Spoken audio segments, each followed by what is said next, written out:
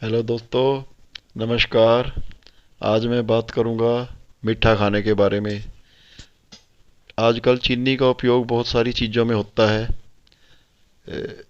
लोग मीठा पहले भी इस्तेमाल करते थे, काफ़ी इस्तेमाल होता था पहले भी।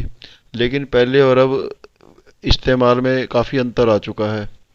बहुत पहले तो शहद को ही मीठे का सबसे बड़ा स्रोत माना जाता था, और जो कि सबसे बढ़िया समझा जाता था, क्योंकि इसकी फूड वैल्यू काफ़ी ज़्यादा होती है। और शहद की मक्खियाँ जो कि शहद बनाती हैं, वो अलग अलग प्रकार के फूलों से शहद बनाती थी, जो कि पोषण से भरपूर होता था, मतलब कि उसकी फूड वैल्यू ज़्यादा होती थी। आजकल तो सुना है कि शहद में भी बहुत मिलावट होने लग गई है। और कई बारी तो हो सकता है चीनी की चाशनी को भी शहद के रूप में बेच दिया जाता है। और भी बहुत सारे विकल्प मौजूद हैं। या तो मतलब कि हम शहद की मक्खियों का छत्ता, अगर हमें शहद सामने मिल जाएगी, बंदे ने किसी मतलब पेड़ पे चढ़ के छत्ता तोड़ा हो और निकाला हो, वो फिर भी ठीक है। बाकी तो राम भरोसे। उसके बाद गुड़ का नंबर आता है, जो कि भारत में अमूमन गन्ने के रस से तैयार होता है। और ये भी फूड पोषण से भरपूर होता है, और खाने में स्वाद के साथ साथ महंगा भी नहीं होता ज़्यादा। भारत में तकरीबन हर जगह मिल जाता है। लेकिन इसमें सबसे ज़्यादा अब जो मिलावट है, रंग की होने लग गई है। इसमें अब रंग डालने लग गए हैं। आजकल कम ही गुड़ बाज़ार में ऐसा मिलता है जिसमें कि रंग ना डला हो। मोस्टली मैंने भी खुद भी देखा है कि बाज़ार में रंग वाला गुड़ ही मिलता है, और रंग के साथ इसमें और भी काफ़ी सारे केमिकल डलते हैं। और ये जो रंग और केमिकल से भरा हुआ जो गुड़ होता है, ये एक भयानक रोग, कैंसर जैसे रोग मतलब होने की संभावना बढ़ जाती है। इसके बाद फिर चीनी का नंबर आता है, जो कि बिना किसी पोषण के सिर्फ चीनी से ओनली कैलोरीज होती हैं। एम्प्टी कैलोरीज कहा जाता है चीनी को। इसको बनाने में बड़ा लंबा प्रोसेस होता है, और विभिन्न प्रकार के नुकसानदायक केमिकल इस्तेमाल किए जाते हैं, जो कि बहुत सारी बीमारियों को जन्म देते हैं। पहले सिर्फ गुड़ या शहद ही मैसर होते थे। इनको प्राप्त करने में काफ़ी मेहनत लगती थी। वैसे भी हर काम में खूब मेहनत लगती थी, जिससे कि बीमारियां भी ज़्यादा नहीं होती थी, दूर होती थी। लेकिन अब बिना किसी मिलावट के गुड़ शहद को लेना मुश्किल हो गया है। मिलावटी गुड़ शहद व चीनी को कैंसर का सबसे बड़ा कारण माना गया है।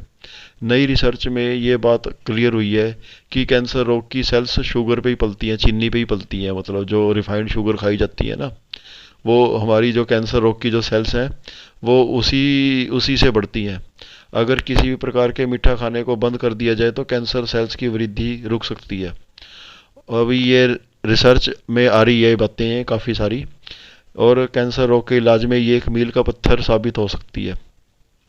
ज़्यादा शर्करा खाने से शुगर और डायबिटीज़ रोग की संभावना बन जाती है। ये तो बात बहुत सामान्य है, सभी लोग जानते हैं। और अकेले डायबिटीज़ रोग के ही परिणाम कितने भयानक होते हैं, ये किसी से छिपा नहीं है दोस्तों। ये बीमारी शरीर के सारे अंगों को बुरी तरह से प्रभावित कर देती है।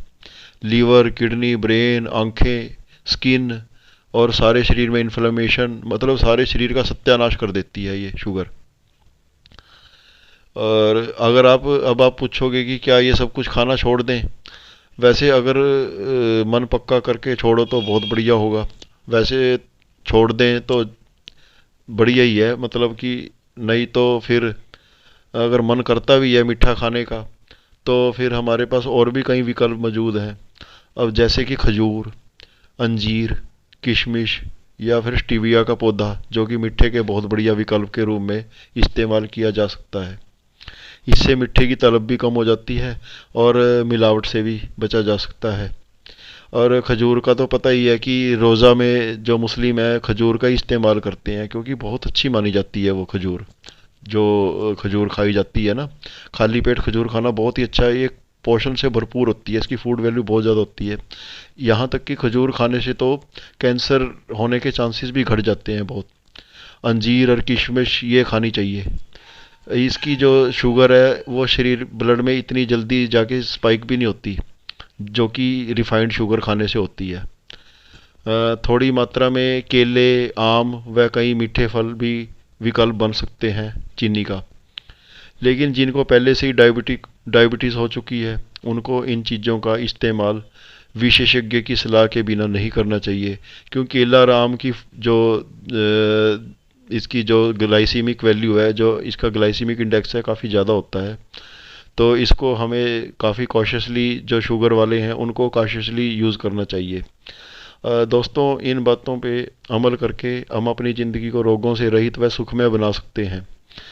अब ये वीडियो तो शायद देखने में इतना आकर्षक ना लगे, लेकिन ये इन्फॉर्मेशन इतनी वैल्यूड इन्फॉर्मेशन है, तो सिंपल सी इन्फॉर्मेशन लेकिन इतनी वैल्यूड है कि आप इसको वीडियो को ज़रूर देखें पूरा। सिर्फ 5 या 6 मिनट देने हैं। इससे काफ़ी हम अपनी ज़िंदगी को, मतलब अस्पतालों के खर्चे से और धक्के खाने से बच सकते हैं और तकलीफ़ से बच सकते हैं, क्योंकि कोई भी बीमारी होती है शरीर को तकलीफ़ तो होती ही है। और दोस्तों, मेरी एक रिक्वेस्ट है, ये मेरे इसको please like, share, comment and subscribe my channel. Thank you.